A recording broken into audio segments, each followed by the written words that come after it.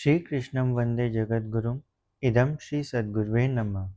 वाङ्मय नंबर 4 साधना पद्धतियों का ज्ञान और विज्ञान ऑडियो नंबर 5।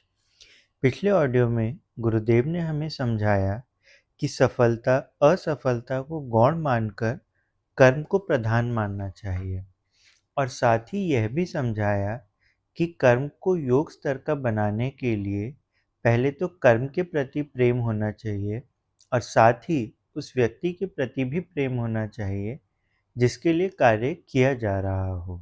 अब क्रमशः आगे। गोरा कुम्हार का प्रिय काम मटके बनाना था। इस कार्य में उसे बड़ा आनंद आता था। मटके बनाकर वह जिन लोगों को बेचता वे उसे देवतुल्य लगते थे।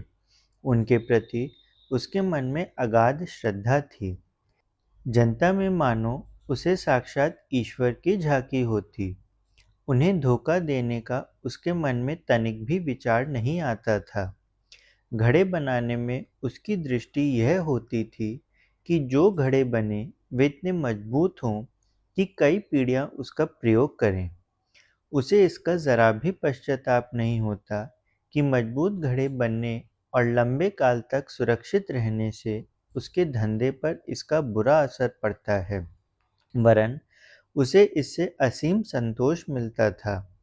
इसलिए जब वह घड़े की मिट्टी रूंधता तो उसमें ऐसे खो जाता था जैसे विज्ञानवेत्ता अपने प्रयोग परीक्षणों में, गणितज्ञ अपने सवालों में और कवि अपने काव्य सृजन में। यह निष्ठा और श्रद्धा का परिणाम है। कार्य के प्रति निष्ठा हो और जिसके लिए यह किया जा रहा है उसके प्रति मन में श्रद्धा हो तो हर कोई हर किसी कार्य में स्वर्ग की प्रत्यक्ष अनुभूति प्राप्त कर सकता है। कर्म अकर्म तब बन जाता है जब उसमें कर्ता का अहंकार घुस पड़ता है। ऐसे में ना तो उसे किसी सुख की अनुभूति होती है और न क्रिया का कोई कहने लायक परिणाम ही सामने आ पाता है। उल्टे व्यक्ति और कार्य के मूल्य और स्तर दोनों गिर जाते हैं। अब यदि किसी ऐसे व्यक्ति की सेवा का मूल्यांकन किया जाए जिसे सेवा कार्य करने का अवसर तो बहुत प्राप्त होता है पर उतना ही अहंकार प्रदर्शन भी करता है, तो ज्ञात होगा कि उसकी सेवा अत्यंत तुच्छ है। चूँकि सेवा कार्य और अहंकार दोनों की संख्या बराबर है, अतः सेवा में अहंकार की संख्या से भाग देने से भागफल 1 आएगा, अस्तु उसकी कीमत 1 के बराबर हुई। 1 की रुपया पैसा कोई भी इकाई मानी जा सकती है। इस प्रकार उस व्यक्ति की सेवा का मूल्य 1 रुपया अथवा पैसा हुआ। इसी तरह एक माँ की सेवा का अनुमान करें तो वह अनंत मालूम होगी। अपने प्रिय पुत्र के लिए वह सब कुछ सहने को तैयार रहती है। कष्ट, कठिनाई, विपत्तियाँ कितनी ही झेल लेती है, फिर भी उसके रुझान में कमी नहीं आती और अहंकार तनिक भी नहीं। अभिमान हो भी कैसे, वह तो इसे अपना धर्म मानती है। इसका आकलन करने पर उसकी सेवा में पूर्ण निरअहंकारिता अर्थात शून्य का भाग देने पर भागफल अनंत आता है, अस्तु उसकी सेवा का मूल्य रुपयों पैसों में किसी भी प्रकार नहीं आंका जा सकता, वह अनंत है। इस प्रकार अहंकार रहित भक्तिमय कर्म की ही सार्थकता है। हम जो भी करें, चाहे वह पड़ोसी का हो, समाज अथवा राष्ट्र का हो, कृषि संबंधी, विद्यालय या ऑफिस संबंधी हो, छोटा या बड़ा हो, उसमें समर्पण भाव होना चाहिए, पूर्ण मनोयोग जुड़ना चाहिए, तभी वह कार्य उत्तम, परिणाम उत्कृष्ट और कर्ता श्रेष्ठ कहलाता है। पुंडलीक माता पिता की सेवा में तल्लीन था। उसकी सेवा से प्रसन्न होकर भगवान विट्ठल प्रकट हुए, पर उन्हें देख उसने सेवा कार्य बंद नहीं कर दिया, वरन उनकी ओर एक ईंट बढ़ाकर उन्हें बैठने के लिए कह दिया और स्वयं सेवा में जुटा रहा। माता पिता के आगे प्रत्यक्ष भगवान को भी इंतजार करना पड़ा, क्योंकि पुंडलीक को उन्हीं में साक्षात ईश्वर के दर्शन हो रहे थे और उनकी सेवा उसे अद्भुत सुख प्रदान कर रही थी। इसलिए समीप खड़े भगवान को भी प्रतीक्षा करने के लिए कह दिया। कर्म में यही भाव होना चाहिए। एक अभंग में संत तुकाराम ने भी कहा है कि चक्की, चरखा, कृषि, कारखाना, ऑफिस, प्रयोगशाला सब हमारा ईश्वर है। यह कार्य कर प्रकारांतर से हम ईश्वर की ही सेवा करते हैं। जब तक व्यक्ति के अंदर यह भाव विकसित नहीं होता, तब तक कार्य भारभूत लगते हैं।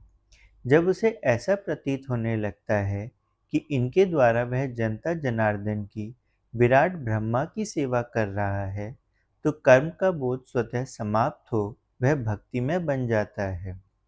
यही निरअहंकार की स्थिति है। अहंकार के मिटते ही भक्ति विकसित होती है और भक्ति के आते ही अहंकार का पलायन होता है। लकड़ी का लट्ठा बहुत भारी होता है। किसी के कंधे पर रख दिया जाए तो वह बोझ से दबकर मर सकता है, किंतु जब उसे जला दिया जाता है तो वह भारी नहीं रह जाता। फिर साधु उसकी राख शरीर में मलते और उसके भार को खुशी खुशी ढोते फिरते हैं। बोझ और भक्ति में यही अंतर है। कर्म के साथ जब अहंकार जुड़ता है तो वह बोझ बन जाता है, और जब हट जाता है तो वही भक्ति कहलाता है। अतः अहंकार रहित कर्म ही भक्ति का आनंद दे सकता है। इसी ओर हमारी प्रवृत्ति होनी चाहिए। कार्य उबाऊ और नीरस तब बन जाता है जब हमारी संकीर्ण भावनाएं उसके साथ जुड़ जाती हैं। हम कार्यों में विभेद करने लगते हैं, उन्हें अपने पराये के वर्गों में बांटते हैं। कोई भी कार्य संपन्न करने से पूर्व हम यह देखते हैं कि प्रस्तुत कार्य अपना है या दूसरे का। पराया नाम सुनते ही मन मस्तिष्क ढीले पड़ जाते हैं, उत्साह समाप्त हो जाता है। फिर यदि कार्य पूरा करना जरूरी ही हुआ तो उसी स्थिति में जैसे तैसे करके बेमन से काम समाप्त कर दिया जाता है।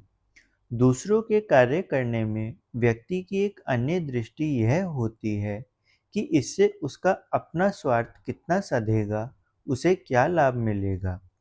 यदि कुछ इस प्रकार की गुंजाइश हुई तो वह उसे लगन से करता है, अन्यथा औंधे सीधे ढंग से पूरा करके टाल देता है।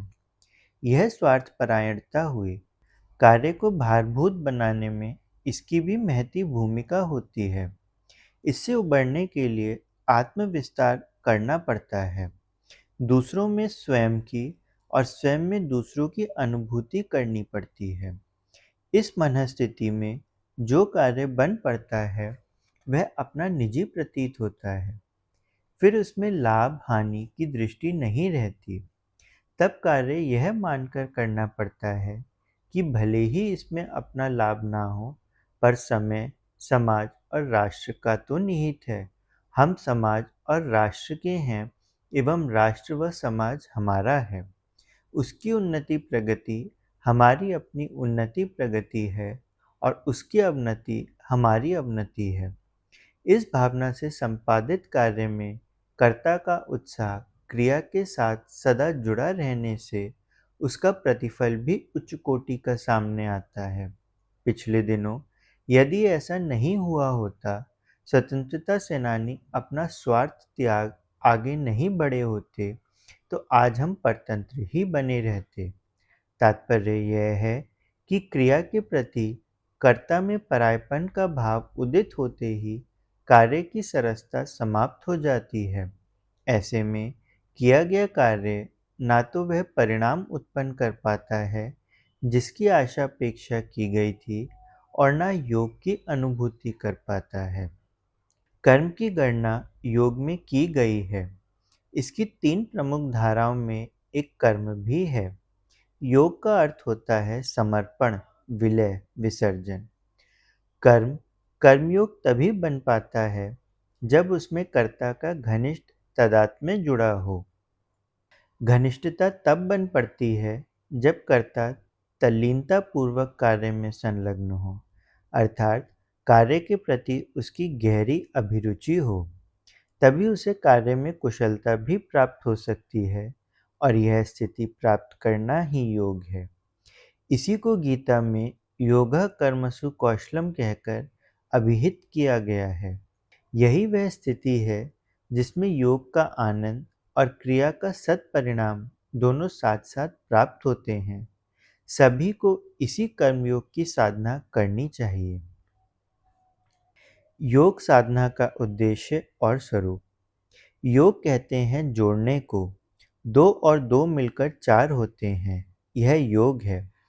आत्मा और परमात्मा में एकता स्थापित करना योग का उद्देश्य है। सामान्यतः दोनों के बीच भारी मनमुटाव और मतभेद रहता है। एक दूसरे की उपेक्षा भी करते हैं और रुष्ट भी रहते हैं। ईश्वर चाहता है कि मनुष्य जीवन के अनुपम अनुदान का श्रेष्ठतम उपयोग किया जाए। अनुकरणीय कार्य पद्धति अपनाकर जनसाधारण को अनुगमन की प्रेरणा दी जाए। इसी अवसर का लाभ उठाकर पूर्णता का महान लाभ प्राप्त कर लिया जाए। संसार को सुसंस्कृत समुन्नत बनाने में हाथ बटाया जाए। महत्वाकांक्षाओं को मानवीय गरिमा के अनुरूप बनाया जाए, किंतु देखा जाता है कि मनुष्य इसके ठीक विपरीत आचरण करता है। पेट और प्रजनन की पशु प्रवृत्तियों से ऊंचा नहीं उठना चाहता। वासना, तृष्णा और अहंता की पूर्ति में अतिरिक्त चिंतन और कर्तव्य का अन्य कोई विषय नहीं रहता। ईश्वर भक्ति की विडंबना भी मनुष्य निकृष्ट मनोकामनाओं की पूर्ति के लिए ही रचता रहता है। ईश्वर को इस प्रकार की जीवन पद्धति में मानव जीवन का असाधारण अनुदान की अवमानना दिखती है, इसलिए वह खिन्न और रुष्ट रहता है। दूसरी ओर मनुष्य भी खींचता है। वह असीम और अनावश्यक भोग साधन मांगता है। वे अभीष्ट मात्रा में नहीं मिलते तो अभाव अनुभव होता रहता है। दूसरे दुष्प्रवृत्तियों की परिणति आए दिन की विपत्ति बनकर सामने आती रहती है। इसमें वह अपना नहीं ईश्वर का दोष मानता है। फलतः उसकी भी अश्रद्धा एवं उपेक्षा बनी रहती है। किसी का किसी से प्रेम नहीं। इस असहयोग में मनुष्य ही घाटे में रहता है। ईश्वरीय अनुग्रह से जो लौकिक वैभव और आत्मिक वर्चस्व मिलता है, उससे वह प्राय वंचित ही बना रहता है। इस असमंजस भरी स्थिति को हटाने का उपाय योग है।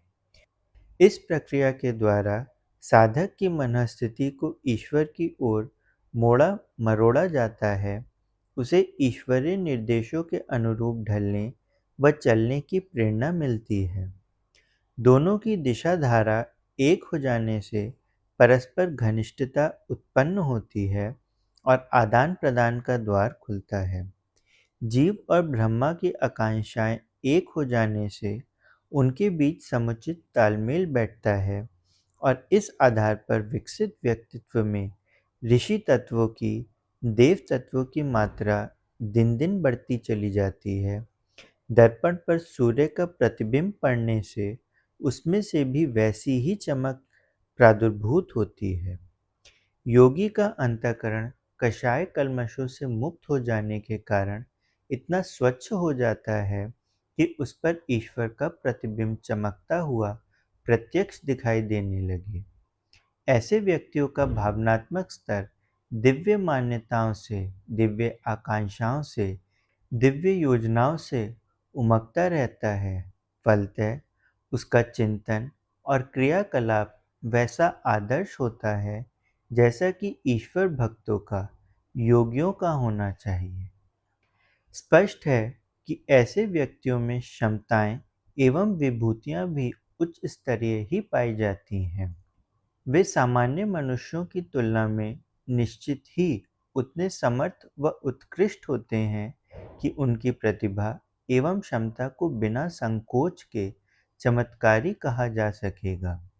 व्यक्तित्व की पूर्णता ही मानव जीवन की सबसे बड़ी सफलता है। अस्तु योगियों के सिद्ध पुरुष होने की मान्यता सच ही होती है। महापुरुष, सिद्ध पुरुष आदि नामों से किसी को स्त्री पुरुष के लोक भेद का भ्रम नहीं करना चाहिए। अध्यात्म क्षेत्र में पुरुषार्थियों के पराक्रमियों को पुरुष कहा जाता है। इस अर्थ में नर और नारी दोनों के ही योगी एवं चमत्कारी सिद्ध हो सकने की बात स्पष्ट हो जाती है। योग का स्वरूप और उद्देश्य समझते हुए मनीषियों ने देवी भागवत में कहा है, योग आसमान से नहीं टपकता, न जमीन फाड़कर निकलता है। आत्मा और परमात्मा के मिलन को ही योग कहा गया है। इसी प्रकार गौरक्ष ग्रंथ में लिखा है, वेद रूपी कल्प वृक्ष के फल इस योग शास्त्र का सेवन करो, जिसकी शाखा मुनिजनों से सेवित है और यह संसार के 3 प्रकार के ताप को शमन करता है। गरुड़ पुराण में लिखा है, इस संसार के दुखियों को योग ही उत्तम औषधि है। योग संध्या में लिखा है, योग रूप अग्नि शीघ्र ही पाप के समूह को दग्ध करता है और ज्ञान प्राप्त होता है। ज्ञान से मोक्ष होता है।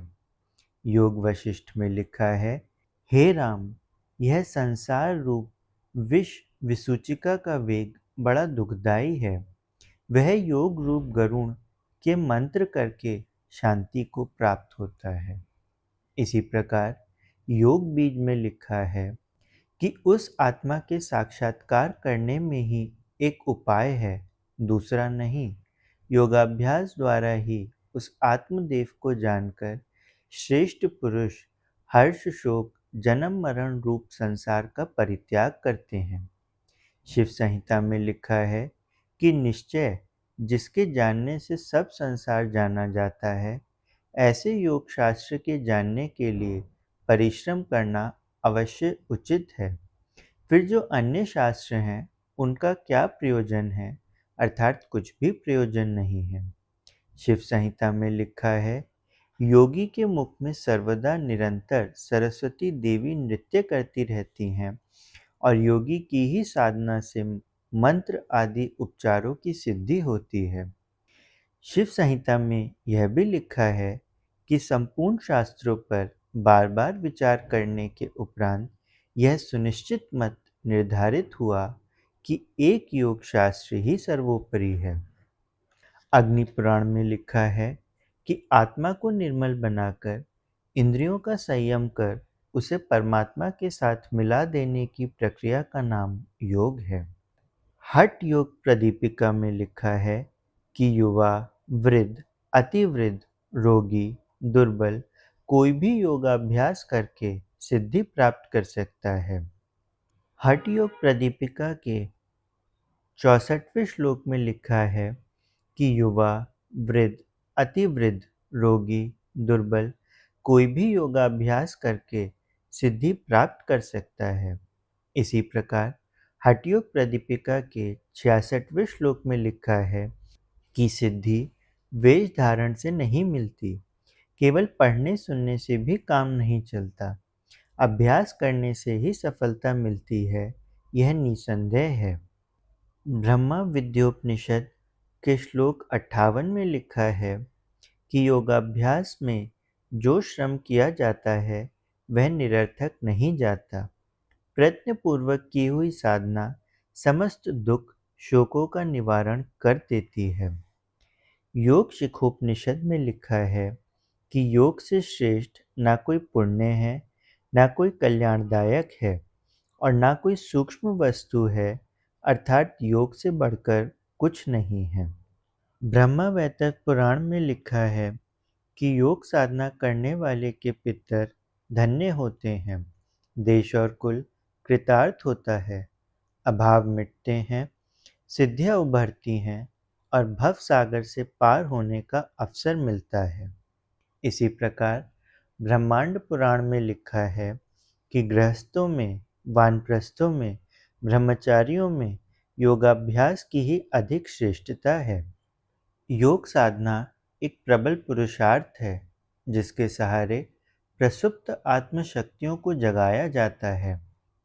दैवी अनुग्रह को आकर्षित करने का चुंबकत्व योग साधना के साथ जुड़ा हुआ है।